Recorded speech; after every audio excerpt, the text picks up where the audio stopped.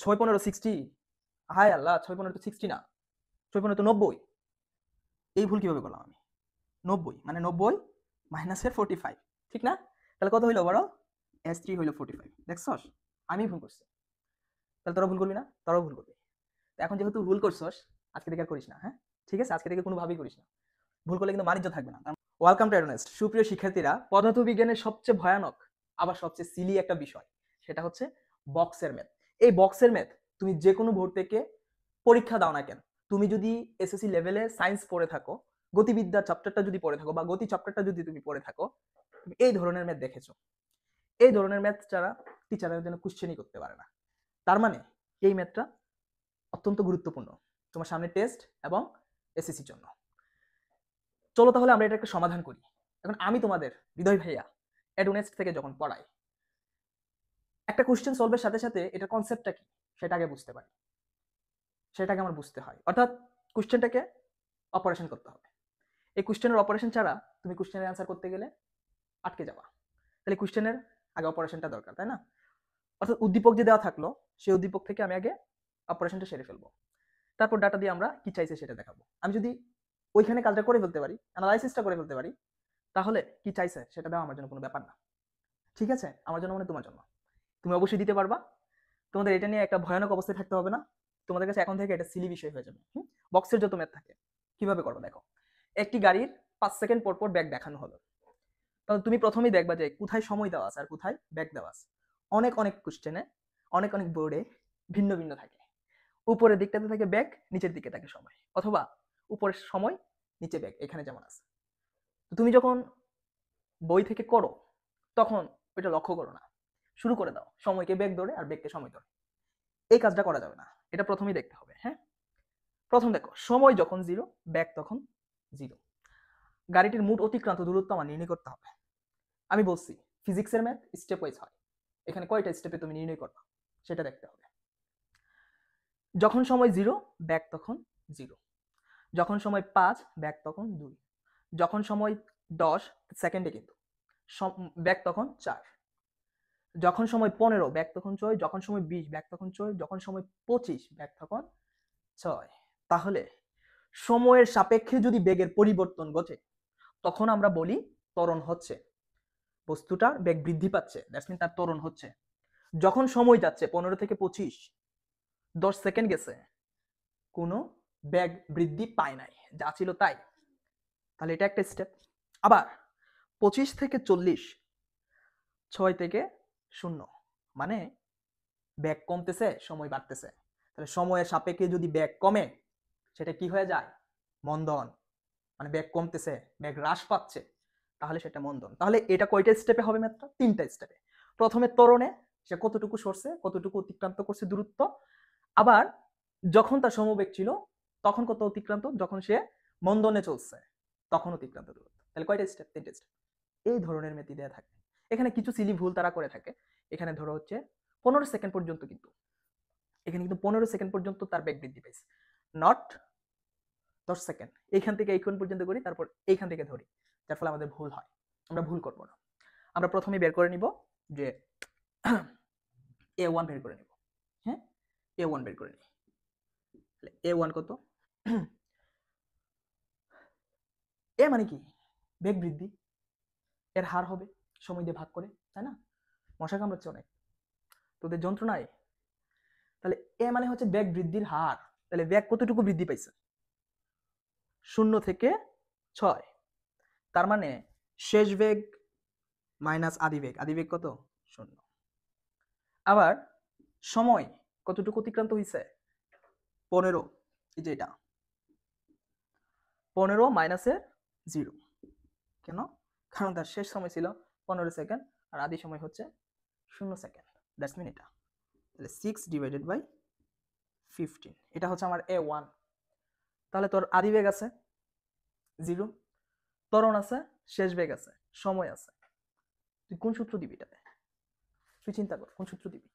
ত্বরণ আছে না, ত্বরণ দিলে তুই সোজা, আর টাইমও দেওয়া আছে, তাই না? তাহলে সোজা S1 এর সূত্র ইউজ কর। S1 ইজ ইকুয়াল টু কি হবে?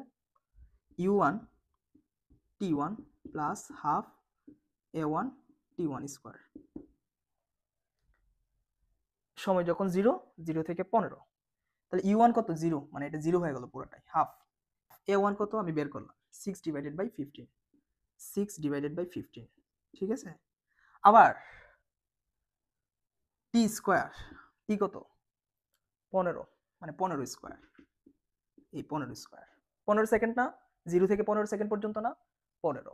তাহলে চিন্তা কর, half 6 divided by 15 into 15 into 15 দিতে পারি, তোরা ক্যালকুলেটর দিবে আমি জানি, ঠিক আছে, একটু শিখে নে। তো এটাকে আমি 15 ইন্টু 15 লিখতে পারি, তাহলে 15 15 কাটা, এখন সহজ হচ্ছে না, এটা কাটলে 3, আর 3 15 কত, সরি 3 15 হচ্ছে 45, তাই না, 3 15 হচ্ছে 45, মানে প্রথম ক্ষেত্রে সে 45 মিটার গেল। তাহলে আমি কোন সূত্র ইউজ করলাম, s1 u1 t1 plus half a1 t1 square. তাহলে প্রথম 15 সেকেন্ডে সে 45 মিটার দূরত্ব অতিক্রম করছে। তারপরে কি করছে, 15 সেকেন্ড থেকে 25 সেকেন্ড, দ্যাটস মিন 10 সেকেন্ড সে সমবেগে গেছে। তাহলে এই ক্ষেত্রে কি হবে, s2 হবে, s2 হবে, চিন্তা কর, দেখ s2 ইজ ইকুয়াল টু, যখন সেটা সমবেগে চলে, যখন তার কোনো ত্বরণ থাকে না, তখন s কি হয়, তখন s হয় v2 t2। তাহলে কত থেকে 15 সেকেন্ড থেকে 25 সেকেন্ড, সময় কত 10 সেকেন্ড, মানে আর এখান থেকে কোনো বেগের পরিবর্তন আছে, বেগের পরিবর্তন না থাকার কারণেই তো আমরা s2 v2 t2 দিলাম। তাহলে এটা হচ্ছে 6 ইন্টু t2, t2 কত 25 মাইনাসের 15, মানে হচ্ছে 10, তাহলে কত মিটার 60 মিটার, s2 বের করে ফেললাম, তাই না। তাহলে s2 বের হয়ে গেল, s1 বের হয়ে গেল। তারপরের যে চিন্তাটা সেটা হচ্ছে আমার মন্দন হচ্ছে, সেটা কি মন্দন হচ্ছে। আচ্ছা s1টা আমি একটু লিখে রাখি এখানে, হ্যাঁ, s1 is equals to 45 metre.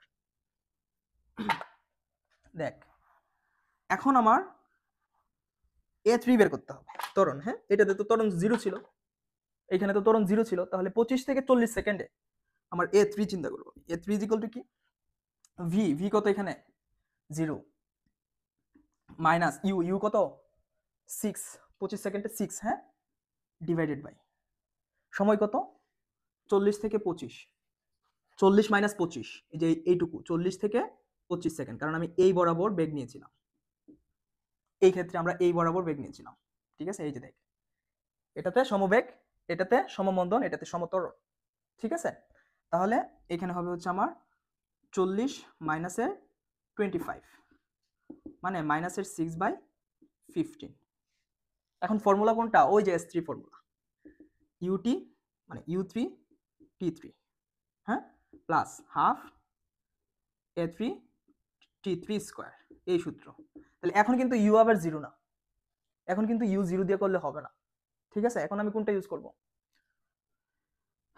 u কত 6, t কত 15, এই যে প্লাস, আর a এর জন্য আমি কত পাইছিলাম, মাইনাসের পাইছিলাম না, সো আমি মাইনাস দিয়ে দিলাম, হাফ ইন্টু 6 ডিভাইডেড বাই 15, বুঝছো, এই যে এইখানে যে মাইনাসের 6/15 ছিল, মাইনাসে প্লাসে মাইনাস লিখে দিলাম সরাসরি, আর টি স্কয়ার, টি মানে কত 15 স্কয়ার, তাহলে আমি পাচ্ছি 60, এটা 60 পাচ্ছি, মাইনাস চিন্তা করো এখান থেকে 15, একটা 15 কাটা গেলে আমার এখানে থাকছে হচ্ছে, নিচে হচ্ছে 15 থাকছে, তাহলে নিচে উপরে আমার 15 থাকছে, তাই না, তাহলে 3 ইন্টু 15, 3 ইন্টু 15, এই যে 6 কে 2 দিয়ে ভাগ করলাম, তাহলে কত হইলো 3 হইলো, আর এইখান থেকে একটা কাটলে একটা 15, তাহলে 15 3 15 45, তাহলে 60 মাইনাসের 45 মানে কত, 6 15 60, হায় আল্লাহ 6 15 তো 60 না, 6 15 তো 90, এই ভুল কিভাবে করলাম আমি, 90 মানে 90 মাইনাসের 45, ঠিক না। তাহলে কত হইলো বড়, s3 হইলো 45, দেখছস আমি ভুল করছি, তাহলে তোরা ভুল করবি না, তোরাও ভুল করবি। এখন যেহেতু ভুল করছস, আজকে থেকে আর করিস না, হ্যাঁ, ঠিক আছে, আজকে থেকে কোনোভাবেই করিস না, ভুল করলে কিন্তু বাণিজ্য থাকবে না, তার মানে 45 মিটার। তাহলে দেখ ওভারঅল কি হইলো, ওভারঅল কি হইলো, s1 এটা পাইছিলাম না, দেখ দেখ s is equals to s1 plus s2 plus s3, তাহলে এটা কি হইলো, s1 কত, s1 হচ্ছে আমি পাইছি 60 না 45 প্লাস 60 প্লাস 45, টোটাল হচ্ছে 150 মিটার, মানে সে হচ্ছে প্রথমে ত্বরণে গেল, পরে সমবেগে গেল, পরে সমমন্দনে গেল, এই তিনটা স্টেপে গিয়ে আমি দেখলাম সে 150 মিটার গেছে মাত্র। এত কম গেলে হবে, এত কষ্ট করে আমরা এত কষ্ট করতেছি, এত কম গেলে হবে, সে পারছিল না এখানে ১,৫০০ মিটার যাইতে, অর্থাৎ ১.৫ কিলোমিটার। সমস্যা কি ছিল?